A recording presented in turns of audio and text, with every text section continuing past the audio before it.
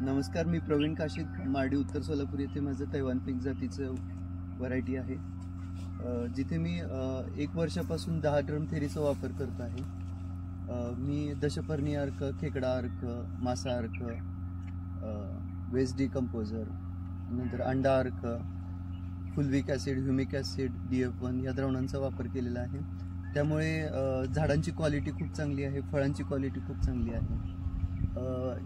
विशेष म्हणजे हा जो उन्हाळा होता, जवळपास 45 डिग्री तापमानामध्ये सुद्धा माझं एकही फळ गळालेलं नाही. हे मला खूप विशेष वाटलं. आणि त्यानंतर मला असं कळालं की जीवाणूंची किती महत्त्व आहे.